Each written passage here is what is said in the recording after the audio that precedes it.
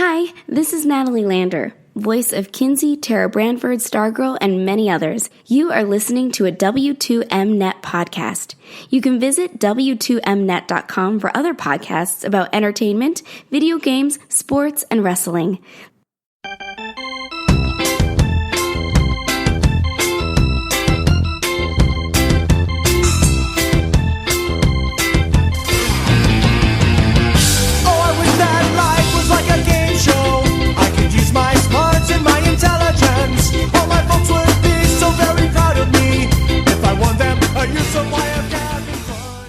Good evening, everybody, or yes, whenever you happen to be listening to this, and welcome to Life is Like a Game Show, the real episode 1, the premiere, as it were. Yes, it is me, Eric Watkins, way back from the days of yonder, hosting podcasts by himself, like with Point of Viewer, except this is different. I'm not by myself, as I'm joined with, especially if you listen to the pilot, a few cohorts. First of all, the voice of reason, the man who is like me and probably as ready to scrap as I am, Harry Broadhurst. Man, I swear to God, there are certain shows that if they do not make this bracket, me and you are both flying to Idaho to take care of our moderator of sorts. And believe me, with flights as cheap as they are right now, I could probably scrounge up and afford to take us there round trip. It won't be so bad. But it wouldn't just necessarily be the two of us now, would it? Because, the famous, or as I've often dubbed him, infamous New Yorker, the man who got me started in the hosting of game shows and whatnot, the JTN, Jonathan Nielsen. So our moderator is no John Charles Daly, but bang a gong at Dark 30, we are on. Well, I mean, honestly, the fact that we're telling him potentially to take this job and shove it rather than the other way around, that should say something in of itself. Because, yes, from Idaho... I was just about to say, who is that moderator of sorts?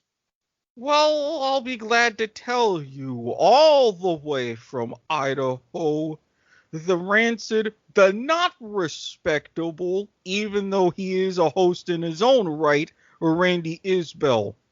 You couldn't go one episode without fucking things up. Oh, I guarantee you, you guys get mad at me on every single episode, and it's going to be glorious, and it's going to be fantastic. Well, excuse me, the first 5 episodes. Once we get past that, we get into the other rounds, maybe you'll forget what I did.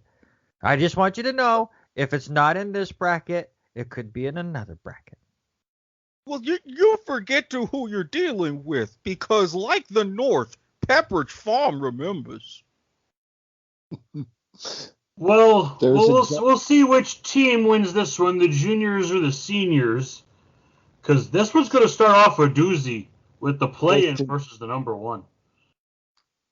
Yes, we are doing the team section of your bracket. That's your bottom left for everyone playing at home. Let's just start it right off with the one that we knew. You guys, what, Harry? Real quick, before you do that, we should probably announce how we came to the decision of which bracket we were starting with. We literally flipped a coin, which is a coin toss backstage. We drew numbers to see who would start the game. Insert appropriate game show meme here.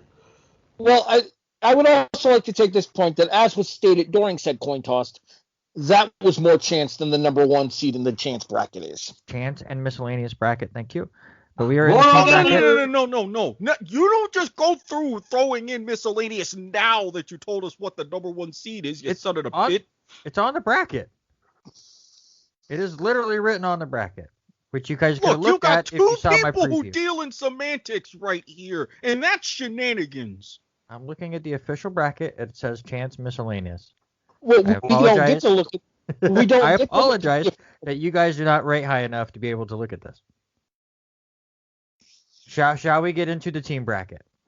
No, doo-doo Dan. I mean, Rancid Randy. We shouldn't. He's my idol for this role. All right, let's do number 1 seed, as we talked about on the last episode, Family Feud, against your guys' pick for the play-in game, America Says, which worked out perfectly because they're basically the same game. As I said on the play-in game, I believe the exact quote was, America Says is basically a better version of Family Feud. Yeah, So before we get to the judging, we got to do a little history and deep dive on some of these. I have America Says pulled up right now if you guys want me to take the play-in game winner. Yeah, let's start with the play-in winner. Well, I got the feud info to do the big mammoth read of names that have been attached to this show. Go ahead. Big All Mammoth, right. what now? Oh, wait, that's something else. My kickoff instincts are trying to take over and I have to silence them.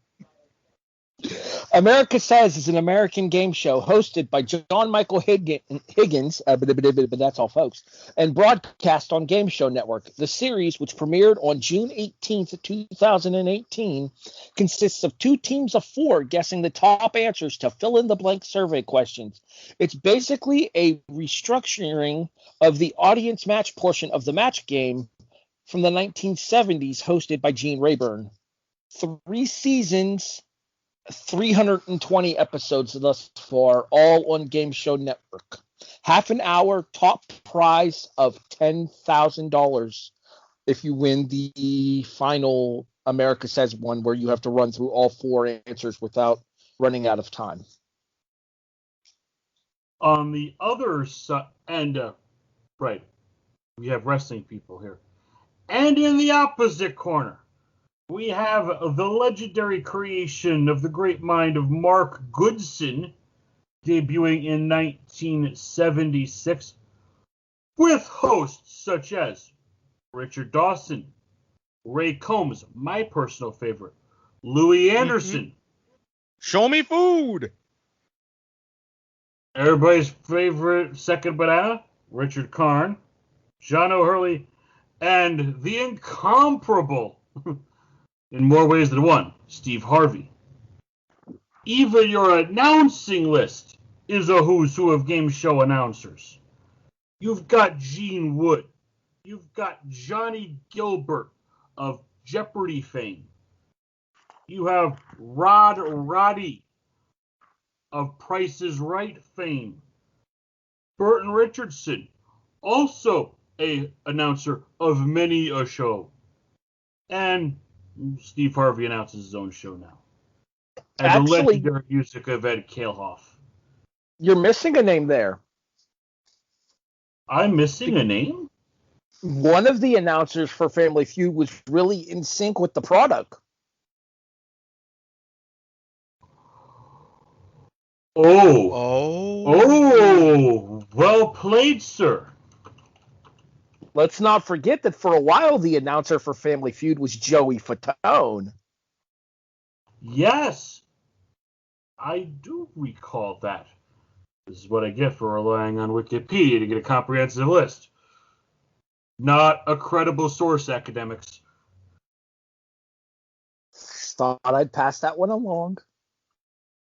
The pun just added to the bonus effect of it for me. So we're talking a half-hour show here on this side of the coin. ABC from 76 till 85. CBS from 88 till 93. And a whole boatload of syndication. Wait a minute. The original run didn't... Yeah, it's attached to this too.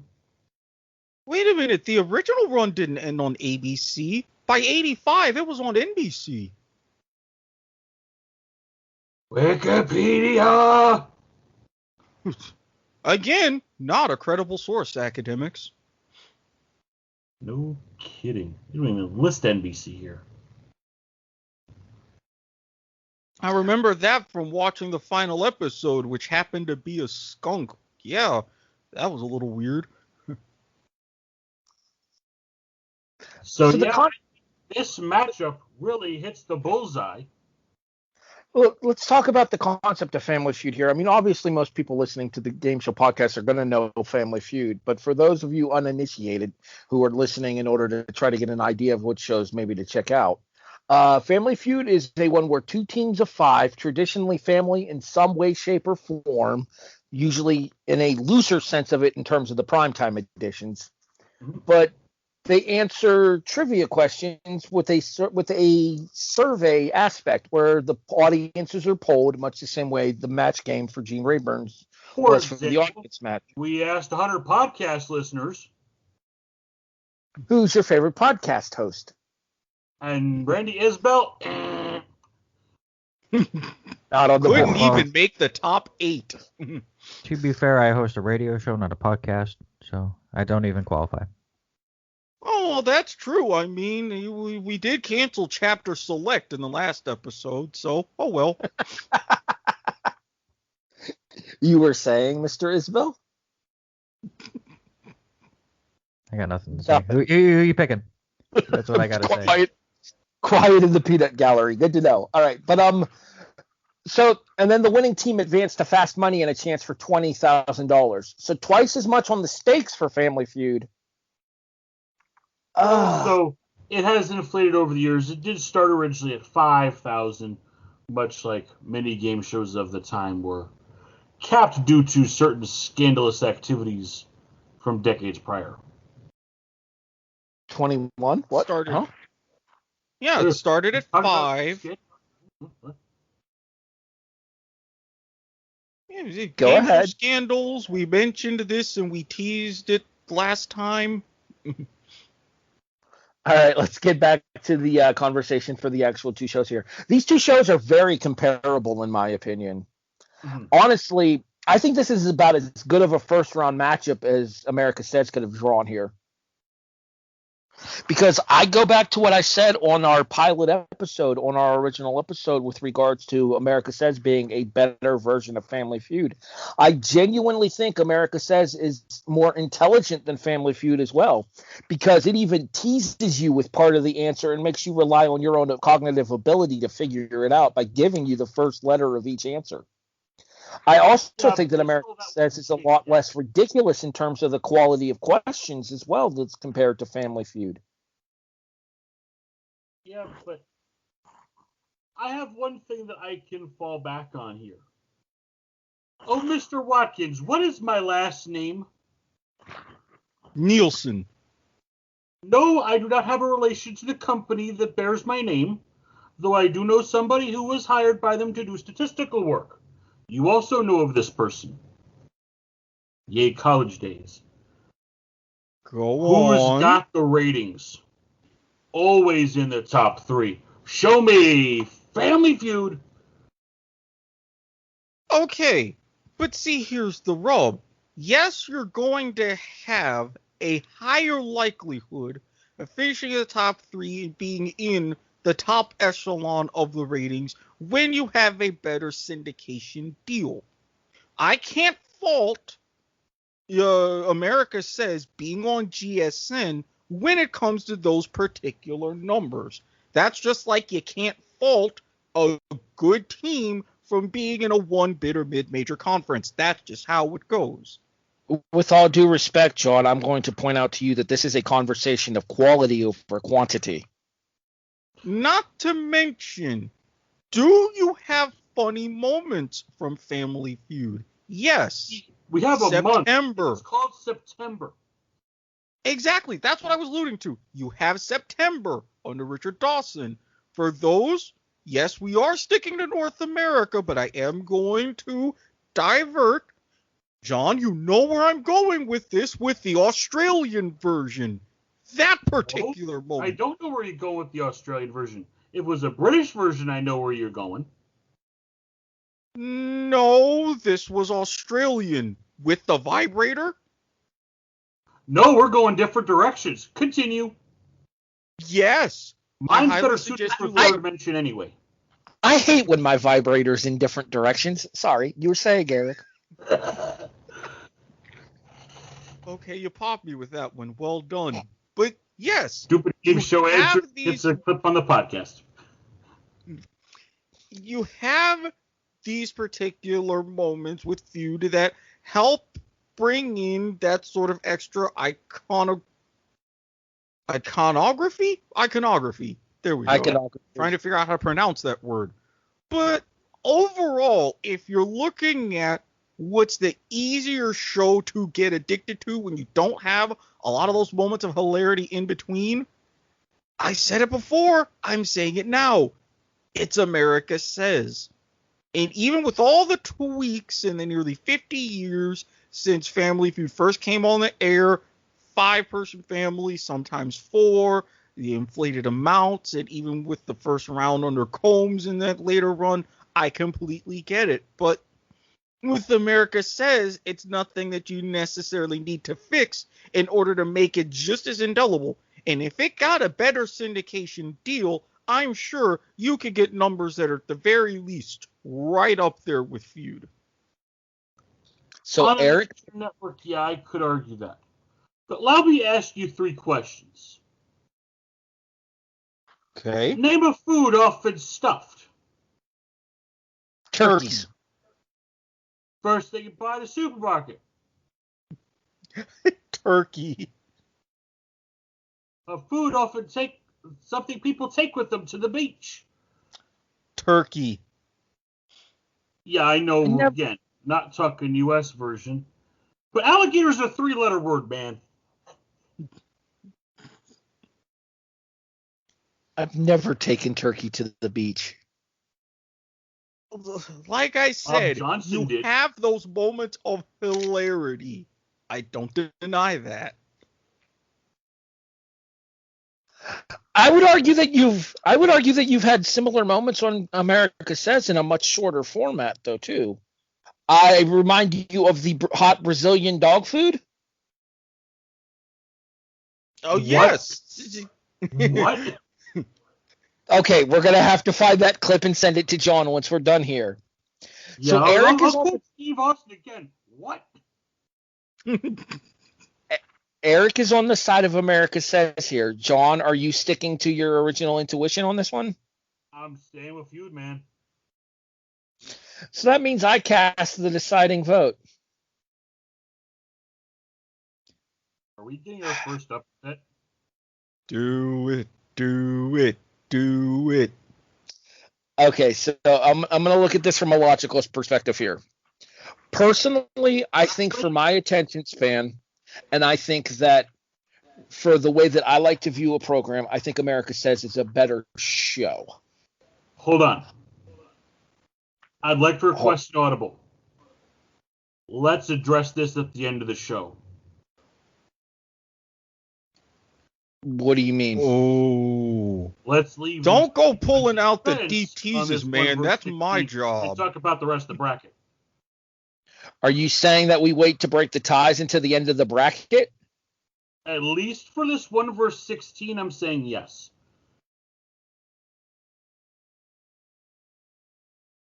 But Randy needs to know so I he can admit rate this is close.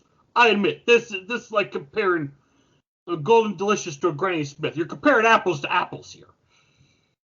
You see here, Harry, we're just not even just a part of the way through the premiere, and we already have our first instance of gimmick infringement. Deep teasers are my job, damn it.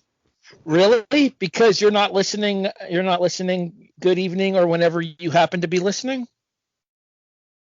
The first gimmick infringement happened at the start of the first show. No. We do this Okay. like a Howie Mandel stall. Again, as I said, tradition. We start the kickoff that way. We start Black Irish that way. Why not just continue that as a trend? I suspect that my check is in the mail. All right, moving on. Yeah, we can break the ties at the end of the show. That's fine. It's definitely this one. Okay, so we will move on without a winner because we can't Yet. figure it out. All right, let's move to the 8-9 matchup. Your 8 seed supermarket sweep. Your 9 seed beat Shazam. I was half waiting for you to say supermarket sweep versus shop till you drop.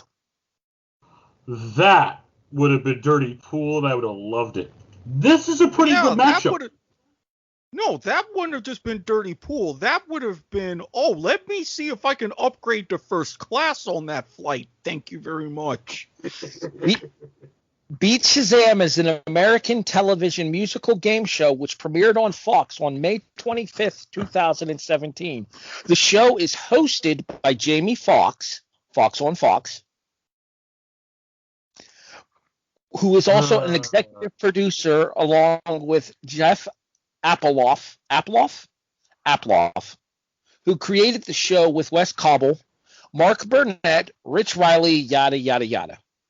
On June 12th, 2017, Fox renewed the series for a second season, renewed for a third season in 2018, and then on 2020 it was renewed for a fourth season, which is expected to premiere in the 2020-2021 season. I don't believe that ended up happening due to COVID-19, however, because I don't think we've seen a season 4 yet.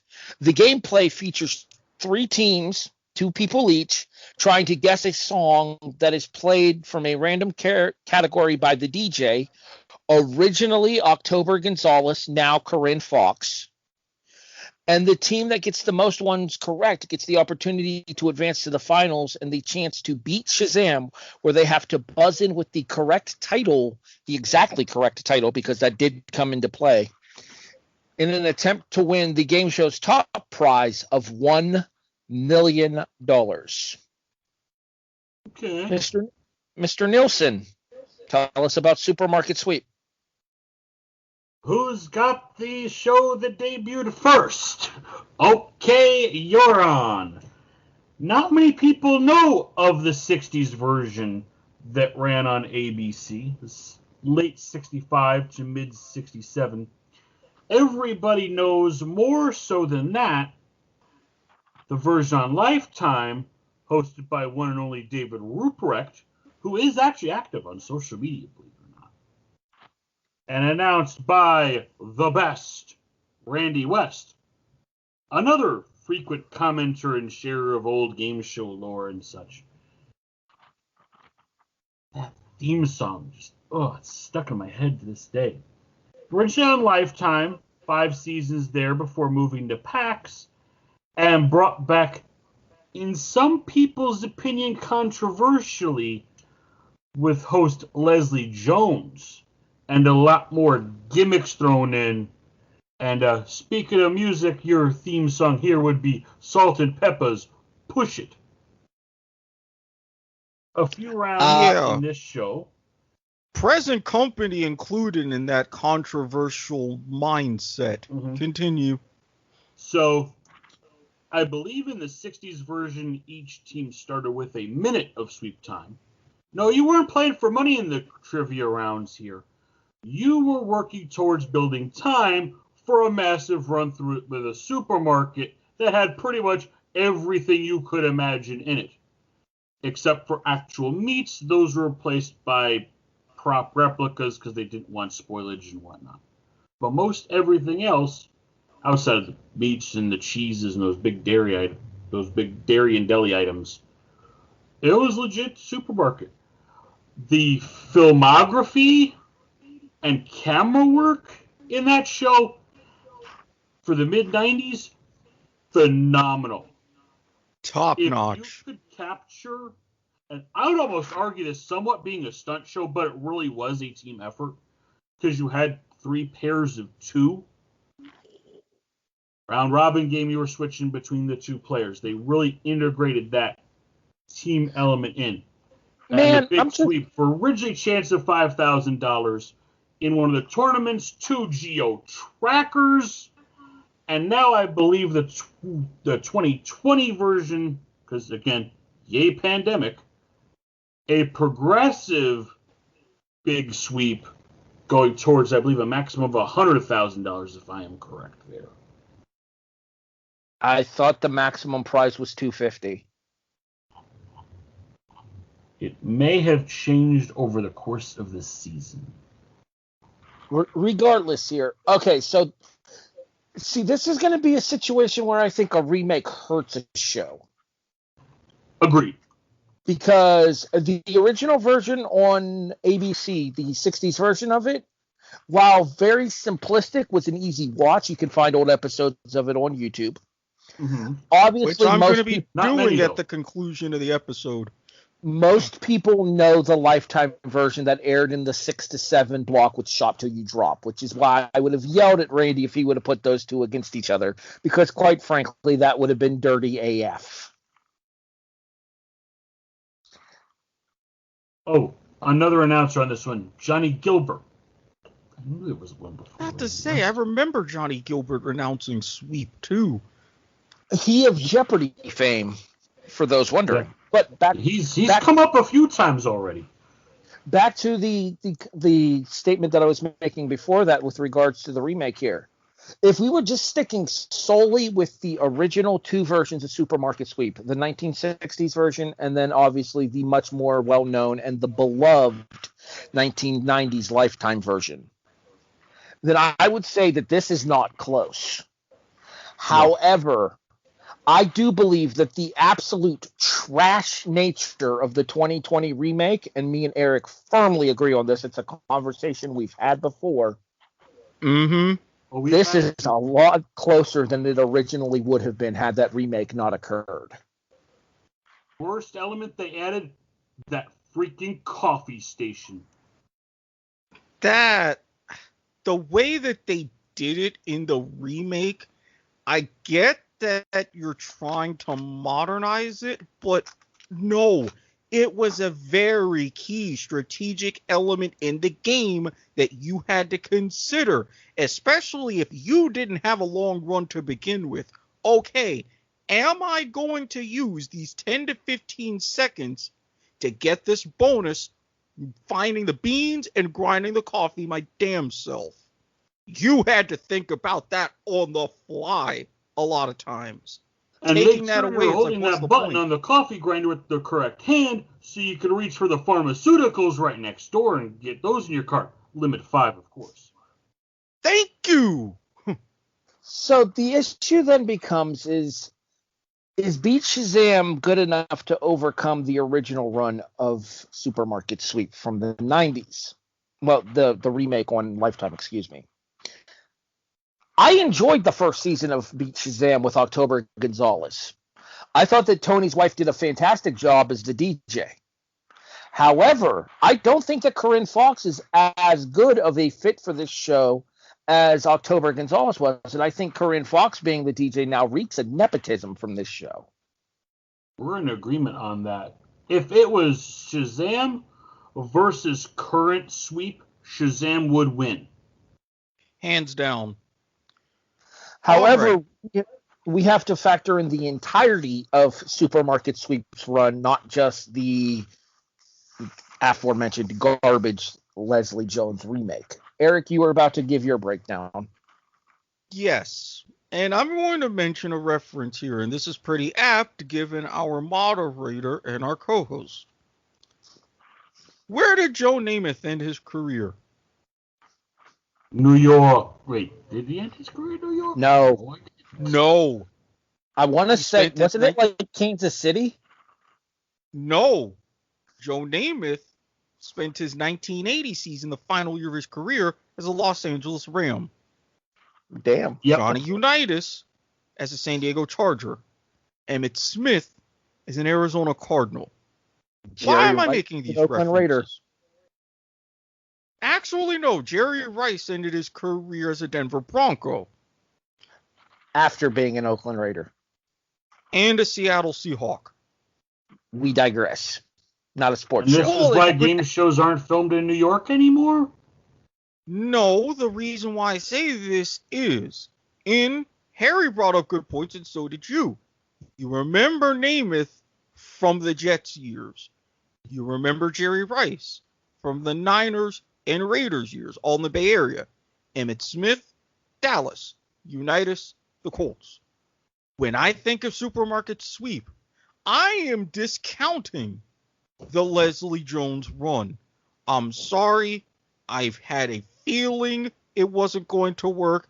I was proven correct in just a couple of episodes. For as good as Beat Shazam is, if I'm looking at everything as a totality, the 60s run, and even more so going into my childhood, the 90s run of Supermarket Sweep, by their powers combined, overtake Beat Shazam easily. It's the kind of thing that it even overcomes what's going on now. All right, so Eric is going with Supermarket Sweep. Harry, we've been conflicting on everything so far, I think. I'll let you go next. I'm going to end this conversation before it starts. I'm taking Supermarket Sweep as well. Supermarket Sweep with a clean sweep. Okay, next, please. Wait, real quick, let me explain why. I think Eric has a very valid point here. I don't think that the damage done by the remake is enough to make you forget how special of a place the 90s version holds for us as being three guys of a relatively similar age. I'm 36. I think Eric is 34. I'm 37. So we're all in a very similar age bracket here. So that means in the early 90s, when this version of Supermarket Sweep was on Lifetime in the early to mid 90s, we would have been in our early double digits in some cases. Mm-hmm. And my case, I think for the first time I remember watching it, I think I was like 6. Well, also keep in mind the original 90s run actually did end in 2003.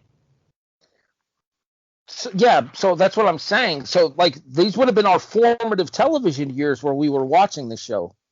So I think that nostalgia is going to play an important factor in this decision for me, and I think that's why I'm going to lean towards Supermarket Sweep, even discounting the Leslie Jones era. I do think that the Leslie Jones era is going to hurt Supermarket Sweep going forward, however. Now, correct me if I'm wrong. In the lead up to the Leslie Jones premiere, did they not release some of the episodes from the Ruprecht run on Netflix? They did. Like first, Yep. I want to say like the first season.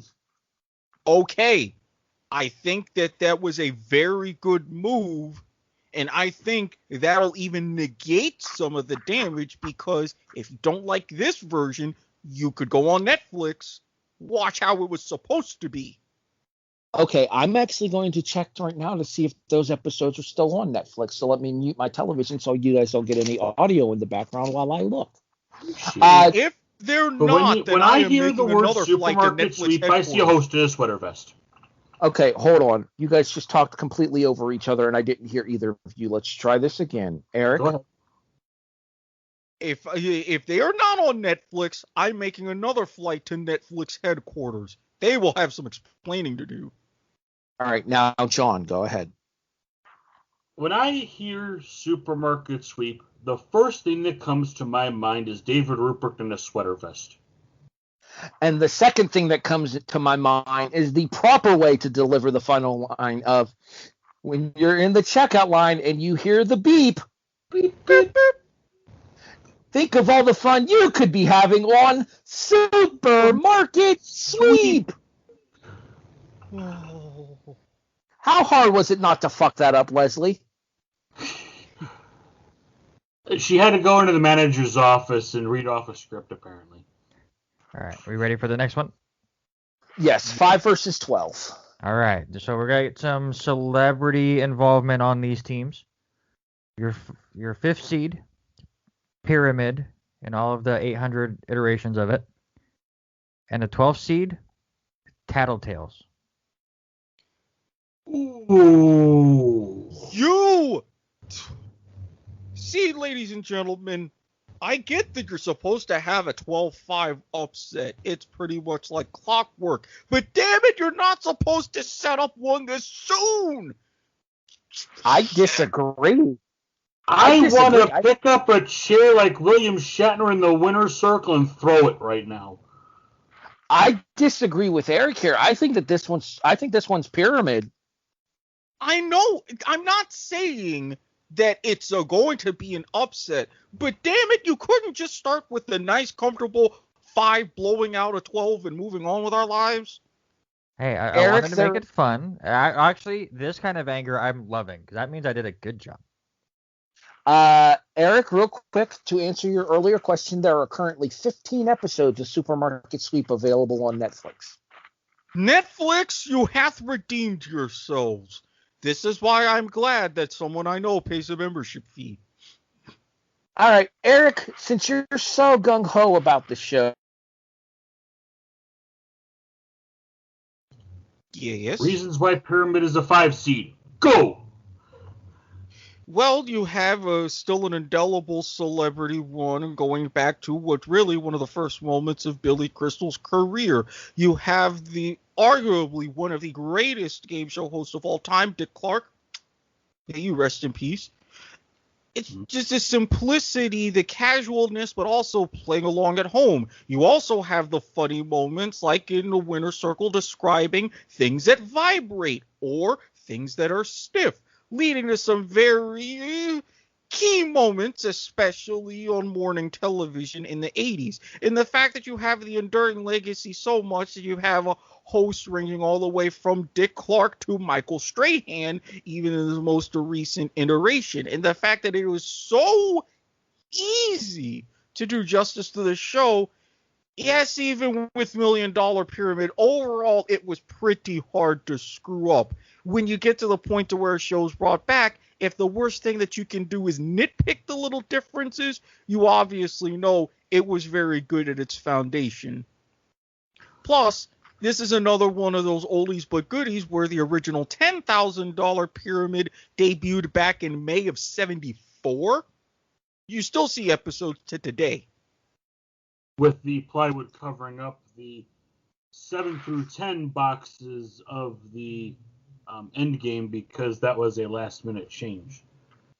Can we also point out the fact that this is one of the very few remakes to actually do the legacy of the show justice? Mike think Richards knows his history. And I would say that Michael Strahan has done an absolutely phenomenal job as the host of the new $100,000 Pyramid. The gap has filled in the gap rather nicely, yes. And this is the only thing where I would nitpick. The only thing that I found wrong, and I could have a laundry list with other remakes, is that with this, they didn't do the 7-Eleven or the Mystery 7. I mean, if you had added those elements, it's like, okay, this is perfect. I see no flaws. I have a different point to counterpick there. I'm surprised you went that route and not mentioning a certain Donny Osmond. Like I said, that's why I say, aside from $1 Million Pyramid, it was pretty hard to screw up. We all know the issues with the Donny Osmond version. That set was horrible. The GSN version of the show sucked. I don't think there's any denying that. The GSN version of the show sucked. We don't even mention the GSN version. How about I think... Are we going to discuss... The opponent here was a Bert Convy hosted show, February of '74 to June of '84. So a decade. So a solid decade with... There was an interruption in the middle. It went from CBS to syndication. Yes, and they had a relatively minor format change. 30 in the Cindies. That format change happened within the first 4 months of the show, though, Eric. Well, but it was slowly introduced. I get why they did it, and that's why I say it was minor. But honestly, you could appreciate both ways. I get why they introduced it so early on. I think that was a major part of why the show lasted a decade. So, for those who haven't seen this one, you've got 3 celebrity couples, and the audience split into thirds to where, depending on where you were seated in the audience, you had a money stake in one of the celebrity pairs. You had the blue team over on the left, you had the red team over on the right, and the yellow bananas in the middle. A lot of yes, no, agree, disagree, multiple choice type of questions where you're trying to predict what your romantic counterpart is saying, much like in dating game, newlywed game kind of vibes. Major downside of the show, because of the things that were discussed, it led to quite a few relationships very quickly coming to an end. Oh, And yes. it's Some also of them with. one of the very few shows where the host would get involved in the game himself with his wife. You get guest hosts coming, game show hosts from other shows coming in to fill in. Bob Barker hosted an episode even once. Among the hosts who filled in for Convy during these episodes were Gene Rayburn, Bob Barker, Bobby Van, Jack Nars, and Richard Dawson. So again, another who's who in the game show host realm, especially for that day. Okay, so this is going to go back to our conversation from earlier when we were talking about America Says versus Family Feud in terms of quality versus quantity. Because while a decade on the air, 1,105 episodes total, according to Wikipedia. Again, grain of salt, Wikipedia, not a valid resource. Is that going to be like the shtick for this show? Not a valid resource? Because I feel like I'd be okay with that. Not a valid resource, academics. We got to put that in there. Yeah, got to tell the academics it's not a valid resource. Okay, so If you regardless. need general info, it's good enough for government work. Works for me. So basically, Pyramid was its own creation, whereas Tattletales is a developed version of an earlier game. He said, she said, yeah, it was a Goodson, Todd, and Cindy, 69 to 70. That only aired for one season then. So I get the concept. I get the concept with having the celebrity couples and then having the audience with the stake there. However, I appreciated the actual celebrity interaction that the people got on Pyramid, like actually being aligned and the celebrities having an investment in whether or not these people succeeded or failed. Realistically speaking, the celebrities on Tattletales were going to answer these questions regardless, whether there was a stake or no stake. I think that the celebrities on Pyramid are a lot more invested in the outcome there. And like you see like these episodes of Pyramid and stuff where people come so close to winning the money and like the celebrity is heartbroken. And in several instances, one of the celebrities actually paid one of the contestants when they said a word that got a clue thrown out and kept them from getting it was the $50,000 prize. Yeah. Because you got. Not to mention, if you look at. Yeah, not to mention, if you look at some of those tournaments for the $100,000 pyramid, those got brutal. You'll love to see them. What you also love to see, or I don't usually talk about watching YouTube highlights of shows and not full episodes, but there's a series that somebody put out on YouTube of Pyramid Moments. You be the judge. Watch them. Where I'm assuming that buzzer beaters where Dick Clark comes in. We'll check the tape. We'll be right back. And you're just like, anytime that man says those words, you bit your nails the entire commercial break because you're sitting, you're breaking it down, you're listening to the audio. It's like how very few moments compare to that. All right, Eric, you said that this is a potential 5 versus 12. Let's find out if it actually is. Let's vote, shall we? John, you start. John, you start. I did. Pyramid wins. Okay.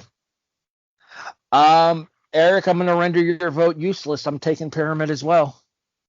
Honestly, as close as it is in my mind, and I didn't want it to be this close for a 5-12 this early, I'm actually going to make it a sweep and say Pyramid. But that doesn't mean that I do not want to smack you in the face, Randy. I will say this much as well. I would say Pyramid is as dangerous as a 5 seed as we might have in this entire tournament because this is a very well done show. Completely agree. And I do have to unfortunately give our moderator credit. Tattletales, I think, as a team show was an appropriate placement. Yeah. There is one more 5 seed that we will do in another episode that I think you'll take that back, Harry. Just so you know. But at least Tattletales is going to get remade on HBO Max. Wait, what? Yeah, you didn't It know? got announced 2 weeks ago. No, I didn't know that. Newsflash. Produced by Steph Curry. Well, I will give Steph Curry. I will give Steph Curry credit. His Holy Moly show is very entertaining. No, don't get me wrong. I love Holy Moly with something like this. Now, granted, if Steph and Aisha actually step up to the pump and appear on the show themselves, then I will give them credit and we'll really see what happens. Out of curiosity, see, now I'm going to be curious to see if Holy Moly ends up in the miscellaneous bracket. We will find More out. on that later. Dun dun dun. Let's move to Dramatic the reverb? 4-13. I want to see if we can get a quicker one in here. Or at least that's how I feel, at least. But you never know with you guys. The 4 seed, Cash Cab. The 13 seed, Three's a Crowd. Yeah, I haven't seen a lot of Three's a Crowd. Cash Cab is legitimately one of my favorite shows to watch when I need to kill a half an hour. Ben Bailey's a beast. You always want to spot the 1G12 or the 7G78 cash cab. As much as I like, especially the 70s version of Three's a Crowd, where that got a little bit of craziness and kind of my styling of humor, cash cab. Yeah, I think this is Cash Cab all day. Yeah, this is Cash Cab all day. We do need to give some history and some information here, I think, even though we have verdicted this one so fast. Cash Cab, Discovery Channel, I want to say off the top of my head, 2004 debut, somewhere around there. Correct me if I'm wrong. Hasn't Cash Cab been wasn't Cash Cab brought back recently? Oh, Or is it In the the past couple of years. And yep, it's now on. It moved to Bravo in 2019. It's part of the global Cash Cab franchise that originated in the UK. Huh? So we did work in a British-ish game show. Yep, Discovery 05 till 12, and then 17 to 18. Bravo 19 to present. As far as Three's a Crowd, the game show goes, is an American game show originally packaged by Chuck Barris Productions. The first version aired in syndication from September 17th, 1979 to February 1st, 1980. This should have been in the play-in for the record. Yeah. The second version ran on Game Show Network in 1999, so both of the games only lasted one season. The Game Show Network version was hosted by Alan Thicke, Who's done a lot of game show music over the years. We're going to be hearing that name again in the future. But no red light challenge for the Cash Cab today. Oh, no, this is oh, man. Pyramid versus Cash Cab in the second round. It's going to be good. All right. Let's get to the you bottom rat- half. You're welcome. You rat bastard, Randy. There we go. I'm telling you. Now you see why I am just that nice level of pissed off in the levels of festivity. It simmers for these kinds of reasons. I appreciate all of it.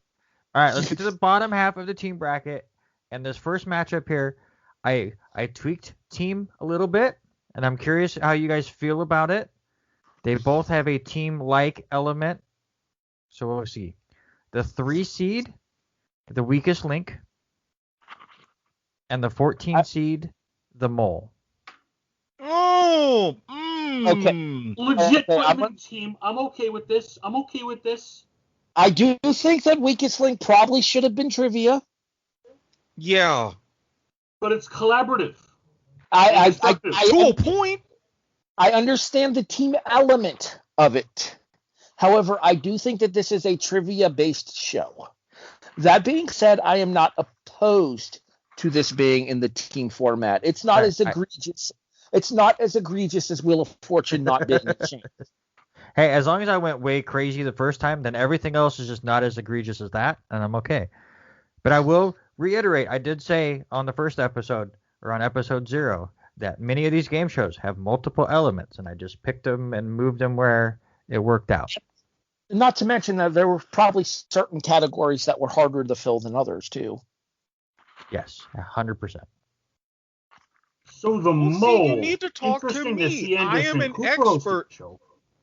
Yeah, Okay, but you have to realize when it comes to things and it being hard to fill in certain spots, who do you come to? Me. Who's the expert on stuff like that? Me. Come on now. We got to stop talking over each other. John, go ahead. So, interestingly enough, the mole, first host Anderson Cooper?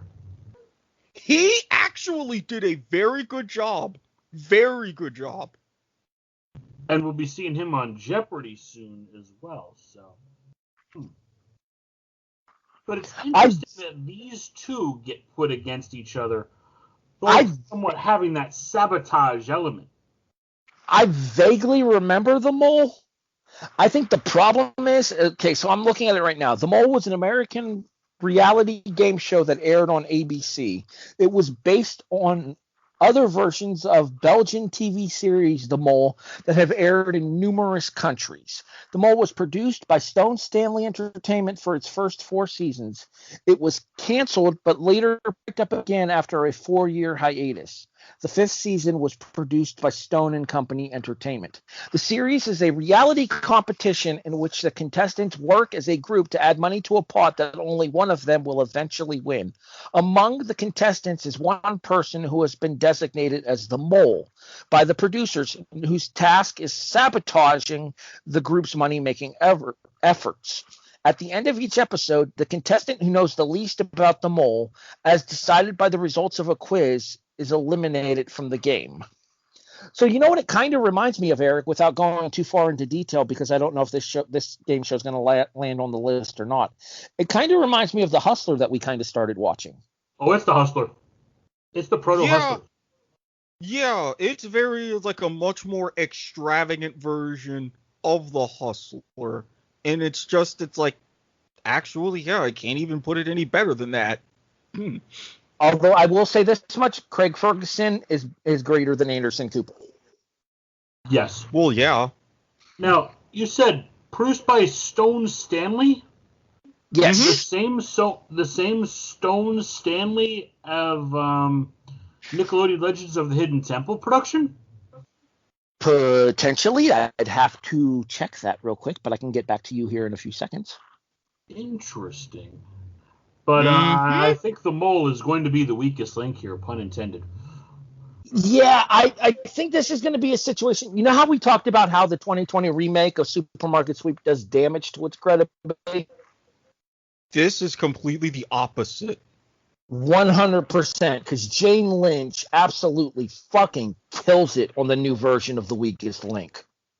I could not. As soon as I saw the announcement they were bringing it back, and as soon as I saw Jane Lynch was the host, I'm like, the only thing better would have been bringing back Ann Robinson herself. Everything just built around it. Yeah, because there's another host in between, but I can't remember the name. George Gray for the daytime version? Wait. Price is Right? He of the announcer for The Price is Right. Yes, that George Gray. And of the Extreme Gong, GSN, he hosted that show too. Mr. Watkins. Yes. There are a series of game shows that we watch on Skype when we talk sometimes, correct? Correct. What was the first game show that got that designation for us? The Weakest Link. The new version with Jane Lynch. This isn't close to me. This is Weakest Link all day. Same. As much as I love The Mole, one of those that I watched as it began, I was in high school, and I talked about it with a couple of my friends. Weakest Link blows the doors off. So allow me to make it unanimous by flipping this mole out of my dad's garden into the street and beating it to death with a shovel. As he did when he found one in his vegetable garden when the family still lived up in New York. Next, please. All right. Let's close this off properly, shall we? Mm-hmm. The Mole You are the weakest link. Goodbye. All right, let's move to the 6th seed, Password, and the 11th seed, Win, Lose, or Draw. Isn't Win, Lose, or Draw basically Pictionary? Yeah. This is Kind one of. that I've actually... these are actually two of the shows that Eric and I's team have done recreations of. Oh, yeah. So these hit a little personal, at least for me. And we've had some pretty epic moments when we have defended our grand prize by becoming common contestants on Password. Yeah. It's we steal a page from Win Ben Stein's money because the lightning round just doesn't hold up time-wise. Which is why, over the years, we've seen some format changes to Password. But when you see it on The Tonight Show, done the original way, with Betty White in one of those 4 chairs, this is a no-brainer to me. Did you know Win, Lose, or Draw was actually brought back by the Disney Channel in 2014? Yeah, I remembered that vaguely, and I'm like, okay, it's fitting for the Disney Channel, but it's not going to have anywhere near that broad of a reach as the original one did, and even then, I don't know if this is going to be on the bracket, but, and John mentioned this, if I even had to choose between Win, Lose, or Draw or Pictionary was better. For this one, Password, I mean, going all the way back from Alan Ludden. We don't talk about Password 71, but through those incarnations, through Password Plus in 7980, in which Christy Alley was a contestant, January 1st, 1980, all the way through the 1983 to 1989 run of Super Password on NBC, hosted by Bert Convey. But you Fun bringing in a Password Plus in 76, or sorry, Password All Star 76 again, and the $1 million variant, which was very short lived, but. Eric. You just mentioned the name Bert Convey. Guess who was the co-creator of Win, Lose, or Draw? No. Win, Lose, or Draw is an American game show that aired from 1987 to 1990 in syndication and on NBC. It was taped at CBS Television City, one of the few non-CBS game shows to tape there, often in studios 31, 33, and 43 at various times. It was co-produced by Burt and Burt Productions, headed by Burt Reynolds and Bert Convey, the original host of the syndicated version. So for those first couple of years, he was pulling double duty. Same studios as Tattletales, also. Yeah, with same studios as Tattletales and all that. Well, it was very easy for him to do, especially in that CBS lot. Now, I wonder what studio Super Password was in, now that I'm thinking about it. The set for the original Win, Lose, or Draw was modeled after Burt Reynolds' living room. Yeah, that set would not survive today. No.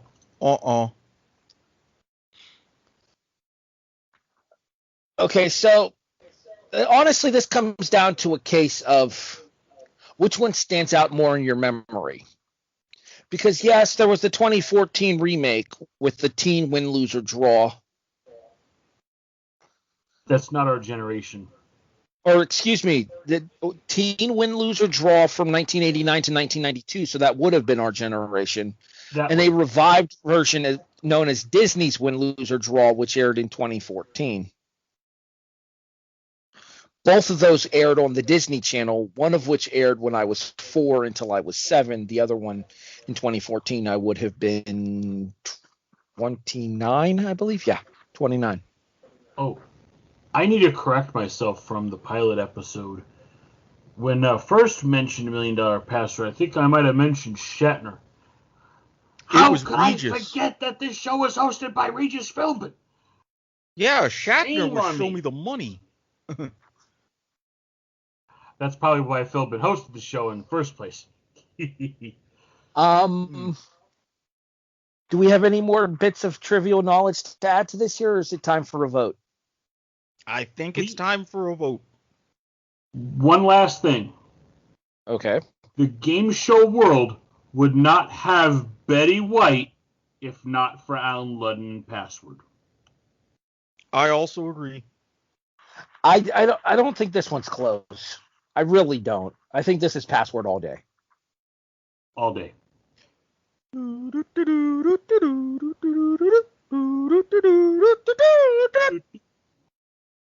Next, please.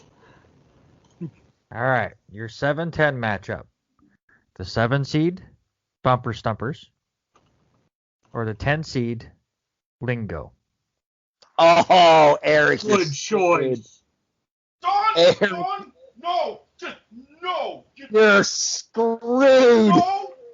No. 2-2? Oh, I'm sorry, Eric.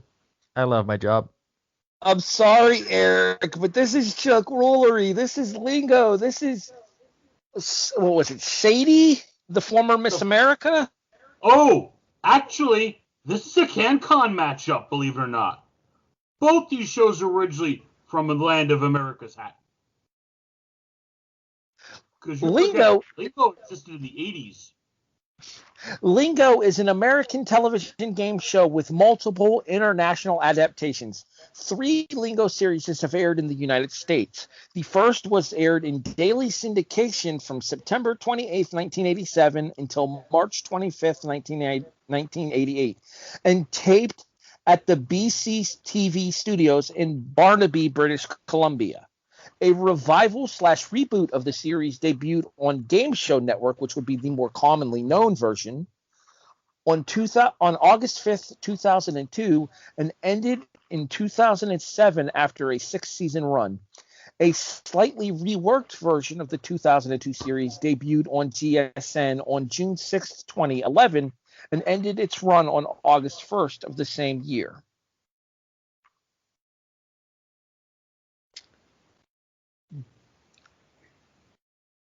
Yeah.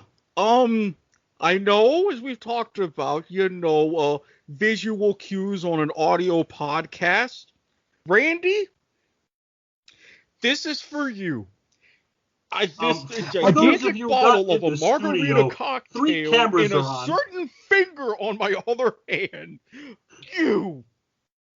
I knew this was going to be so much fun. I just knew it was going to be so much fun to do this. Thank you for deciding to do this. I have to ask, did you make this matchup specifically to piss me off? Honestly, I just want this for the record. Honestly, yes, I didn't start messing with matchups until the stunt bracket. The stunt bracket is where I really had fun putting shows that are similar together. This one it happened to go that way.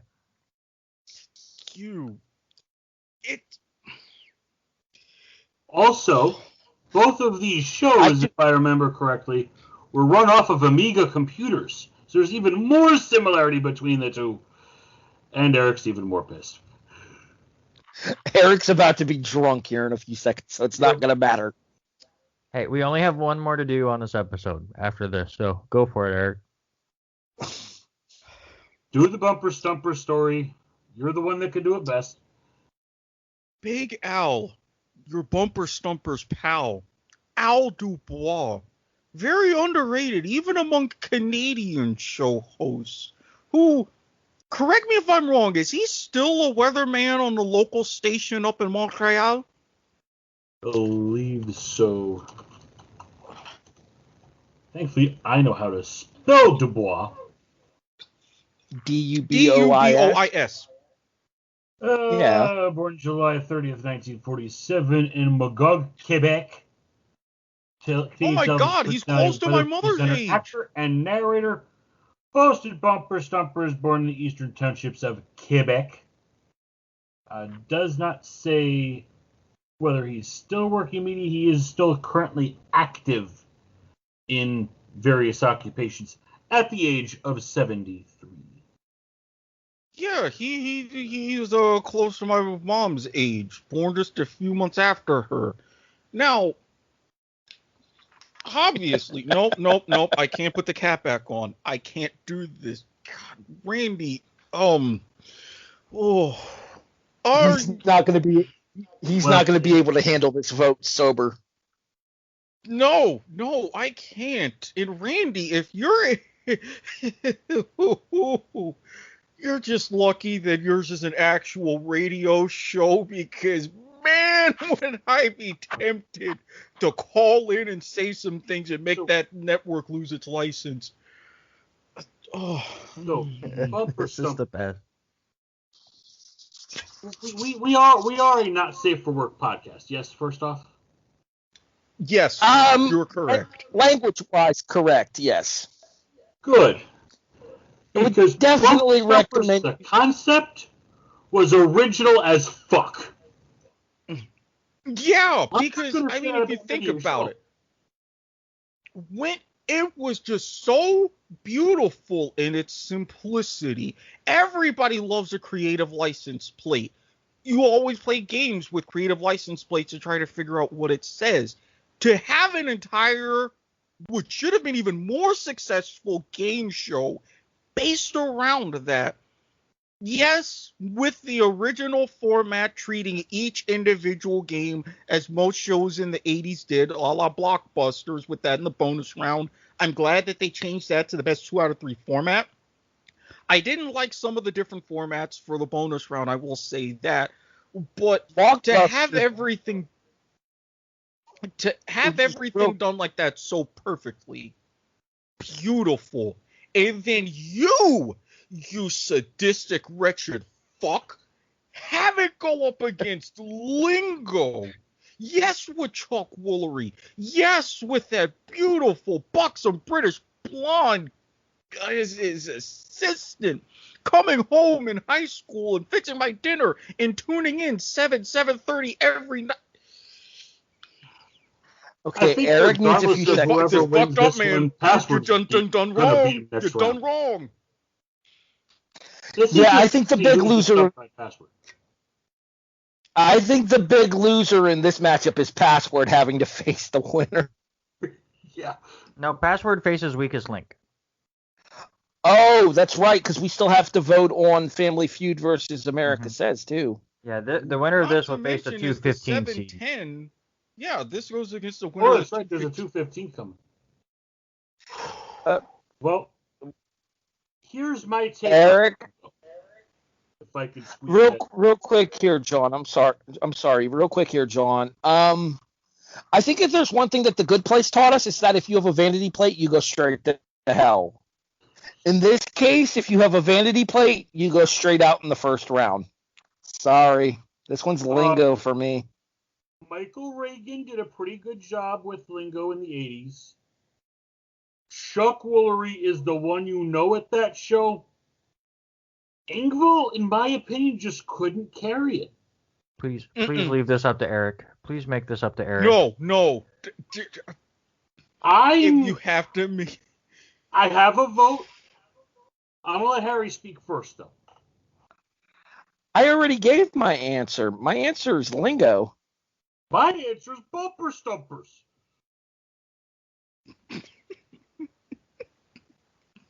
You're wrong. I'm sorry. I need all y'all right now.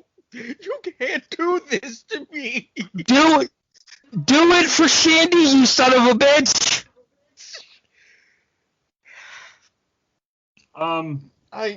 Who's got the best audio set up to insert a game show theme while we're talking in the background? I could probably play something on my tablet that would be able to be caught in the background, but that's the best I could do. Do it. Let's get a Bumper Stumpers theme going, because it's a rockin' theme. Lingo is the intro with the CGI was all right, but no. I mean, you're talking about car license plates, and your theme song has a horn in it. I thought the Lingo theme was actually very catchy. It is. Fuck you, Randy. Just straight up fuck you, man. This is I exactly don't what I do was this to wishing you, for. man. Randy, have you ever listened to the action movie version of the Feel the Power? Yes. This is probably how Big E and Xavier felt when Kofi went on his expletive tirade. Mm-hmm. It happens in the toy one too, which is why I had to do this with you guys. No. You didn't have to do this with all of them. You did this to me. After I didn't do this to you. You did this to you. Just remember, Eric, when you point a finger at somebody, you have 3 fingers pointing back at you. Yeah, I'll point something else at your ass. How about that? You leave So my much ass alone. fewer.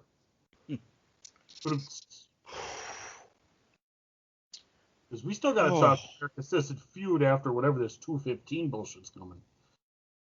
All right.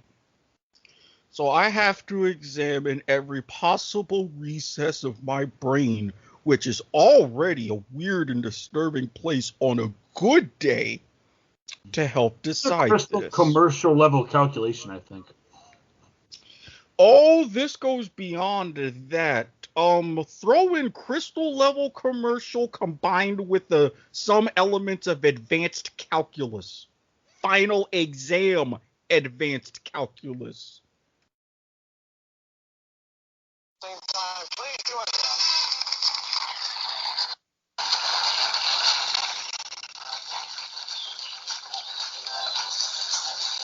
Oh god, and you're playing the theme song too. Do you have to make this more evil than what it really is?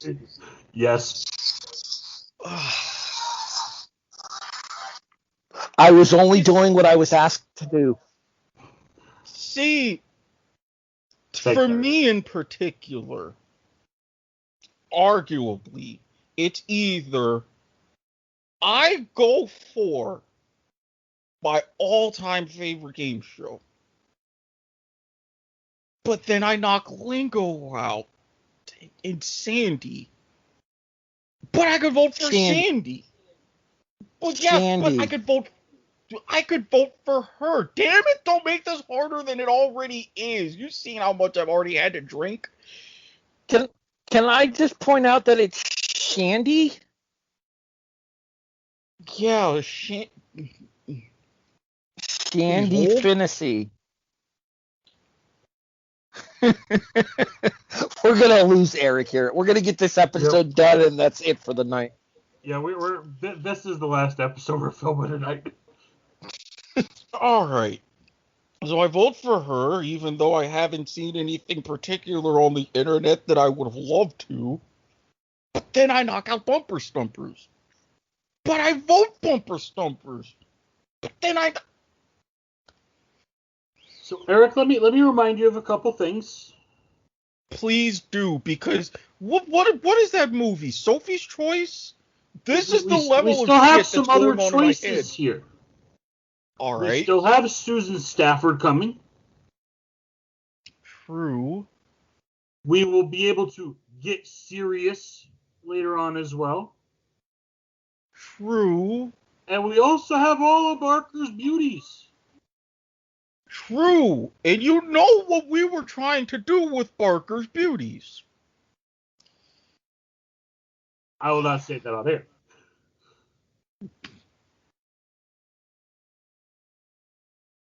Hold that thought for a quick second, Mr. Watkins, because I'd like to contribute to this conversation.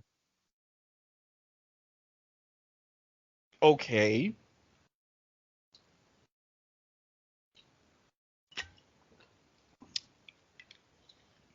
I'm just gonna contribute this to the conversation. I know, but But you've probably got Deal or No Deal coming with that times 26. Yeah, especially with the Philippines version. I will say this much about Deal or No Deal. I did love me some Layla. Okay, but did you see the version when they hosted in the Philippines? No. I think you know what you have to do. Uh-huh. Do I have to YouTube? Do it! No, not that. I mean, Eric making a vote so we can move on. You know what? I know this is going to pay me one way or the other.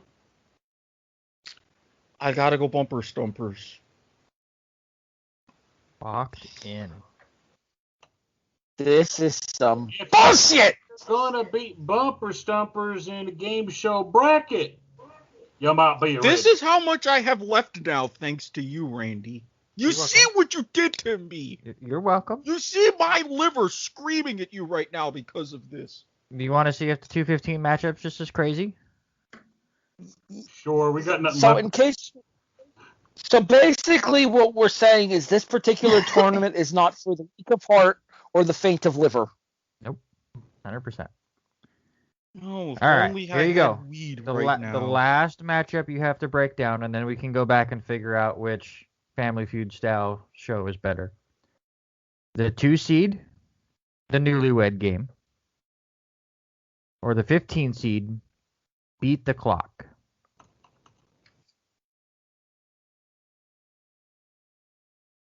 I have a no-brainer in front of me right now. Yeah, I don't think this is close. I think this is Newlywed Game. Disagree. Yeah, because while especially when you had all of the attempts at the like bonus stunt or like this big money stunt for Beat the Clock in the 70s, seriously, how many game shows are going to be known for a moment where a contestant says on live television in the 70s, probably in the ass? Newlywed Game. Yeah, but they had to say make whoopee back then. That's what makes probably in the ass so much funnier. And it was referenced in movies and everything else. Tornado of Cash. Mind you, that's the only good thing about the O2 version. But Tornado of Cash. Bud Collier. Jack Nars. Gene Wood as a host. Monty freaking Hall, and not on Let's Make a Deal. I know, I've seen episodes on YouTube. I'm sorry, Newlywed Game has too much of a history, and especially with Bob Eubanks, who is maybe the dean of game show hosts. Oh, no. There's only one man that is the dean of game show hosts, and he has to come up at all today. Ironically enough. So what you're saying is... history. So what you're saying is... 1950 Wait, and real has quick, so what you're saying... in every decade except for the 2020s, which just began. That's how many iterations we have had to Beat the Clock.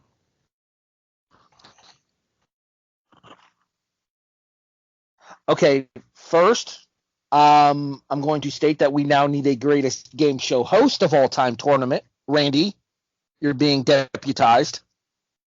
Welcome to season 2. Yeah, I can do it. You guys will love every second of that too. It'll be great. Bill By Cullen the is way, known as the dean.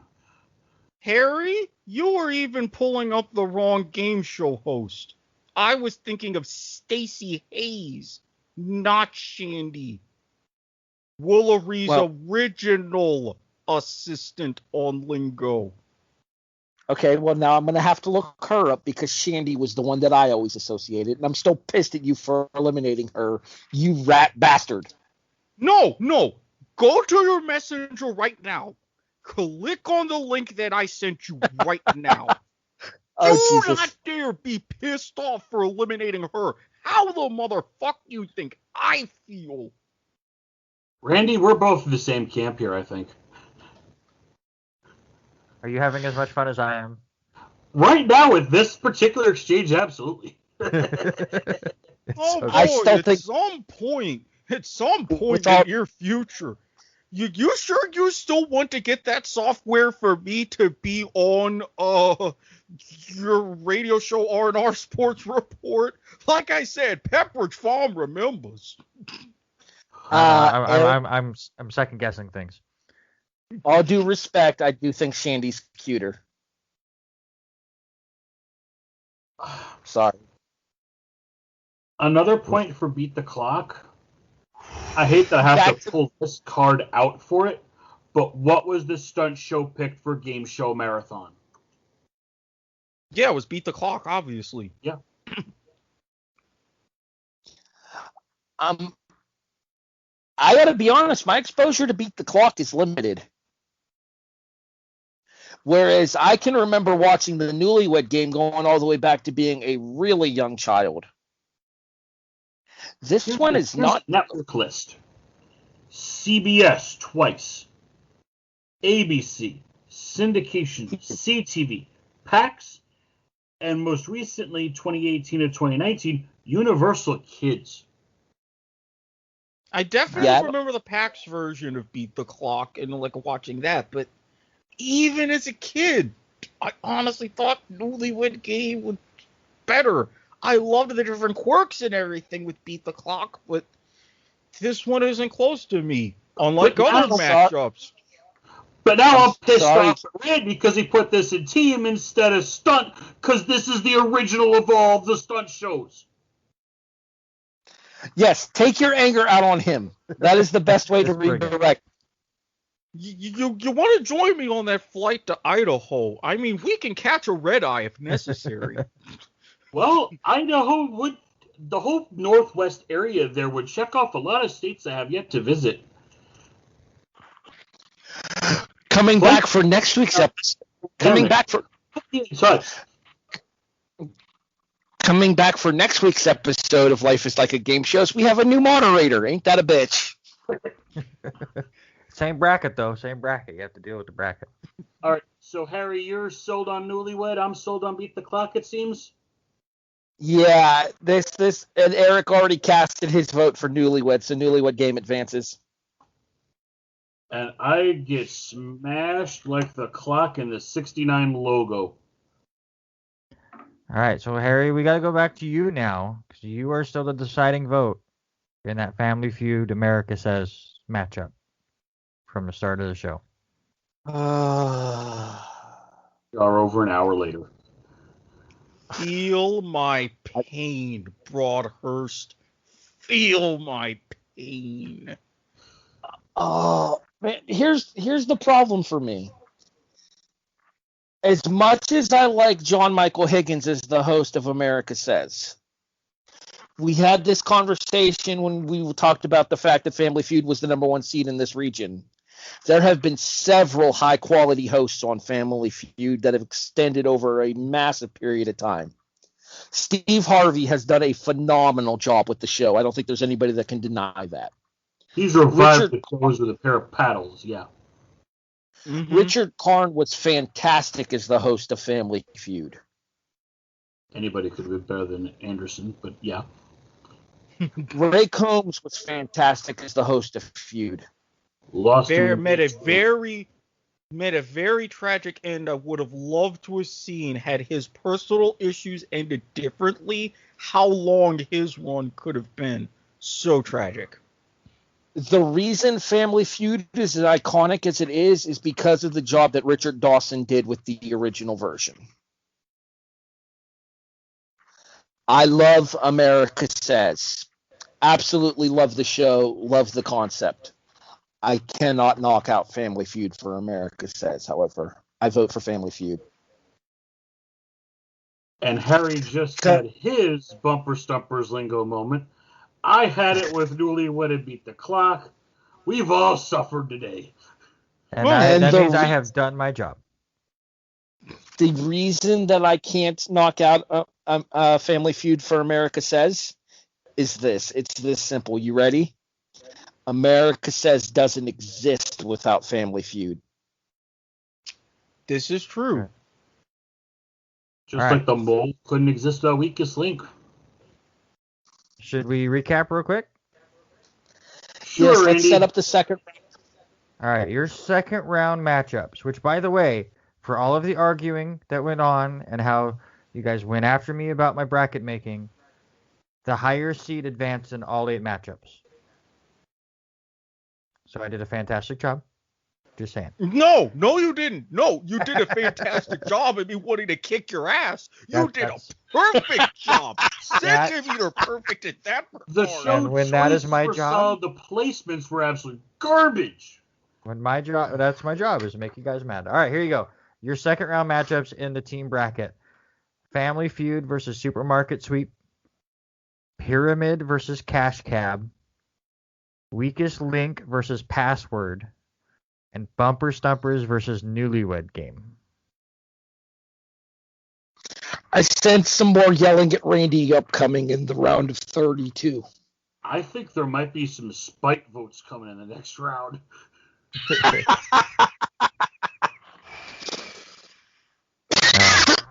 That I have to say, this has gone as well as I was hoping. Thank you guys for putting up with my torture. Hey, we got 3 more of these to go just in the first round. Okay, note to self, acquire cannabis before the next episode. It's going to be necessary. Say cannon.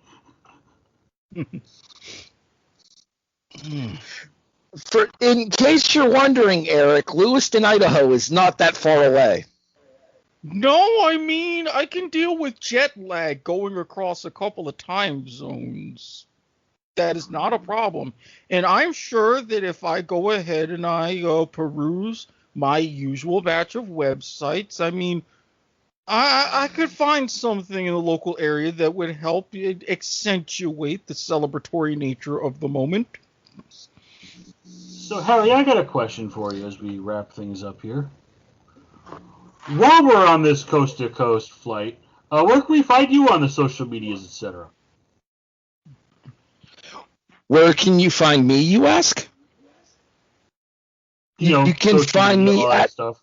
Yeah, I'm taking the host's job for a moment. I got a bit of a dry throat situation. Give me a second here. You can find me at HEB the Eagle pretty much everywhere. Facebook, Yahoo, yes. Although all hate mail for this show, and specifically Randy's brackets, goes to s.garmer@gmail.com.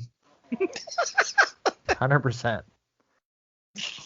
That right there is a long-standing W2M network tradition. I am not breaking that one for the show. But yeah, Facebook, Yahoo, Twitter, Instagram, pretty much anywhere that is a social media site except for Snapchat, which isn't happening, Eric.